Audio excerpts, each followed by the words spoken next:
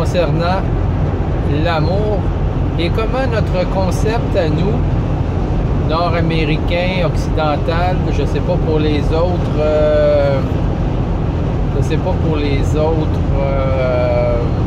cultures, mais en ce qui concerne notre culture, le concept de l'amour, c'est un petit concept plutôt flou. Ça a un rapport avec un sentiment de bien-être et de confort, et ça nous fait sentir bien quand on pense à l'amour. Mais il n'y a vraiment pas d'autre chose de rattacher à la signification de l'amour dans notre culture, du moins. C'est plutôt décousu, je dirais, ou sans structure, sans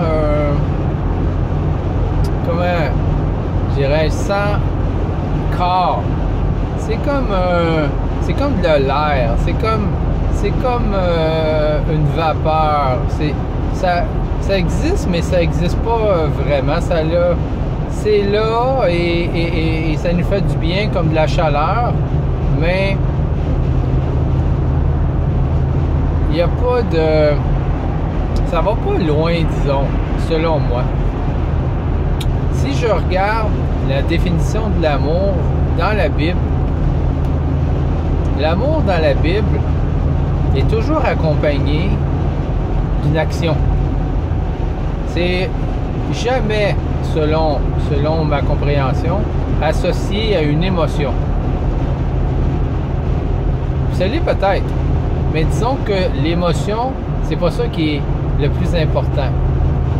Ce qui est important, c'est l'action qui est rattachée à l'amour. Et je vais vous donner un exemple. Dieu prouve son amour envers nous en ce que lorsque nous étions pécheurs, Christ est mort pour nous. Voyez? Alors, Dieu prouve son amour. Alors, l'amour de Dieu pour l'être humain, c'est pas simplement un sentiment, mais Dieu le prouve en envoyant son propre Fils mourir sur la croix pour nos péchés. Et il y a d'autres endroits aussi que l'amour est toujours associé à une action. Quand qu'un pharisien, je pense, pose la question à Jésus, quels sont les commandements les plus importants? Où Jésus a posé la question au pharisien, je ne me rappelle pas si c'est un ou c'est l'autre, puis le pharisien dit, tu aimeras le Seigneur ton Dieu de tout ton cœur, de toute ton âme, et tu aimeras ton prochain comme toi-même. Et Jésus lui dit, c'est bien, fais cela et tu seras sauvé. Et là, le pharisien se pose la question, mais qui est mon prochain? Mais je trouve ça drôle quand tu t'arrêtes à penser à la réponse du pharisien, mais qui est mon prochain? Ça sous-entend que la première partie de tu aimeras le Seigneur ton Dieu de tout ton cœur, de toute ton âme, de toutes tes forces, ça c'est réglé, ça. Ça, cette partie-là, il n'y a pas de problème. On aime Dieu de tout son cœur, de toute son âme, de toutes ses forces. Ça, c'est pas difficile à faire. Peut-être que lui-ci, il avait cette espèce de concept-là de l'amour, que c'est juste une émotion, c'est juste un sentiment. Et donc, quand Jésus lui fait penser au fait que fais cela et tu seras sauvé, lui, la première chose, il s'est dit premièrement, mais en ce qui concerne Dieu, c'est réglé parce qu'il n'y a pas vraiment rien que je peux faire pour Dieu à part de l'aimer, d'avoir un sentiment positif pour lui. Mais le problème, c'était mon voisin. Comment faire pour aimer mon prochain comme moi-même? Puis ce qui est intéressant, c'est que c'est un pharisien qui n'avait que les anciennes Écritures, qui n'avait que l'Ancien Testament, qui avait simplement les paroles de l'Ancien Testament, qui est venu à cette conclusion-là, que le résumé de tous les commandements se fait dans aimer Dieu et aimer son prochain comme soi-même. C'est vraiment, vraiment intéressant. Donc, ce concept-là existe bien avant Jésus. Donc, Jésus lui dit, bien, qui est ton voisin? Mais je vais te faire une illustration de qui est ton voisin. Et là, il s'apprête à lui raconter l'histoire du bon Samaritain. Et le bon Samaritain, donc vous connaissez l'histoire du bon Samaritain. Il y avait un homme, on ne sait pas de quelle nationalité il était probablement juif, parce qu'on est en Israël. Et il s'était fait attaquer, et il est sur le bord du chemin, et il est battu, attaqué, volé, et il est à moitié mort sur le bord du chemin. Et à un certain moment, un pharisien, comme par hasard, passe par là. Et voit l'homme en question qui est sur le bord du chemin et l'ignore. Passe à côté, passe outre et continue son chemin. Quelque temps après, un séducien, je pense, un autre homme religieux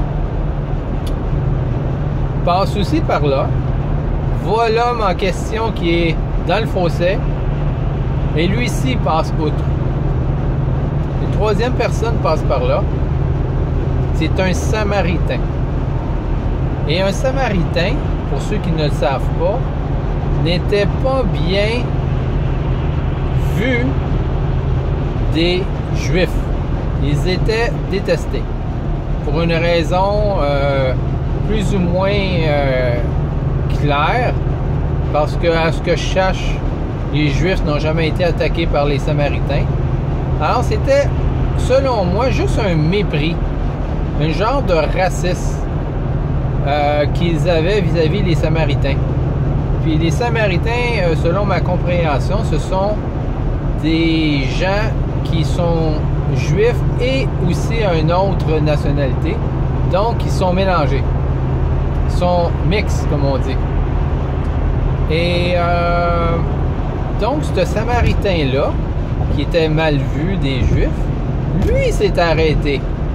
Et lui a porté secours au pauvre homme qui était dans le fossé. Signal GPS perdu. Il l'a pris avec lui, a bandé ses plaies, l'a mis sur son cheval ou son chameau, peu importe, et l'a emmené vers un hospice, un hôpital de l'époque quelconque, pour qu'il puisse se faire traiter pour ses blessures, et en plus a donné de l'argent à l'hôtelier qui était pour s'en occuper, et lui a dit: si tu as besoin de d'autres choses, je vais revenir te porter d'autres argent, s'il en manque, dans que ce que je te donne. Donc, il a vraiment pris soin de cette personne-là qui était vraiment en très mauvais état dans le fossé. Et là, Jésus, finissant son histoire, se retourne vers le pharisien et lui dit: d'après toi, qui est le voisin de qui? Et là, je m'en rappelle plus si, oui, le pharisien en question, il lui a répondu: eh bien, c'est celui qui a pris soin de la personne qui était dans le fossé. Et c'est là qu'on voit l'aspect pratique de l'amour. Parce qu'encore une fois, c'est une histoire pour nous démontrer qu'est-ce que c'est que d'aimer son prochain comme soi-même. Aimer son prochain comme soi-même, ce n'est pas qu'un sentiment. Si vous dites à votre femme, j'avais l'intention de t'acheter un cadeau pour ta fête, ou à vos enfants, j'avais l'intention de t'acheter un cadeau, je pense que ça passerait pas. Si vous avez les moyens d'acheter un cadeau et que vous ne l'avez pas fait, ça passera pas. Une intention, un sentiment, ça vaut pas cher.